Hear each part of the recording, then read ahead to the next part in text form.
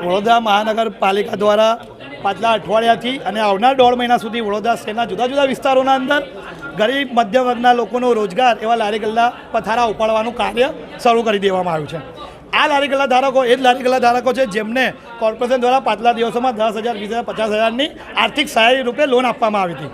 જ્યારે તમે આ લારી ગલ્લા ધારકોને લોન આપી રહ્યા હોય તો એ લોકો રોજગાર કહીને જ એ લોન ચૂકવતા હશે એવું જ માનીને કોર્પોરેશન જો એને લોન આપતી હોય પછી એ જ કોર્પોરેશન એમનો રોજગાર છીનવે તો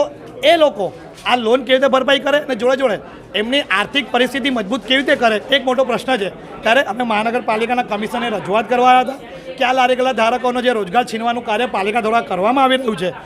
એ કાર્ય બંધ કરવામાં આવે, એમને એમનો રોજગાર કરવા દેવામાં આવે, જેનાથી એ પણ આર્થિક રીતે મજબૂત થશે અને જોડે જોડે પાલિકાએ આપેલી લોનની પણ ભરપાઈ થઈ શકશે।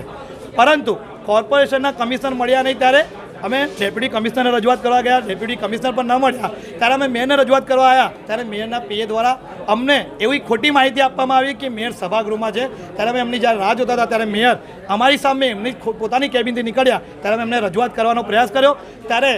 પાલિકાએ બળ પ્રયોગ કરી પોલીસને આગળ ધરી, વિજિલન્સને આગળ ધરી, યુથ કોંગ્રેસના સાથી મિત્રોને ધક્કે ચડાવી, મીડિયાના મિત્રો કે જે 4 આધારસ્તંભમાંનો એક સ્તંભ છે જે વડોદરાની જનતાને વડોદરાની હકીકત બતાવે છે એવા મીડિયા મિત્રોને પણ ધક્કા ચડાવવામાં આવ્યો અને વડોદરાના સાચા અવાજને દબાવવાનો અને એમની જે હિટલરશાહી નીતિ એ અપનાવીને ચાલી રહ્યા છે એ હિટલરશાહી નીતિ થોપવાનો પ્રયાસ કરી રહ્યા હતા।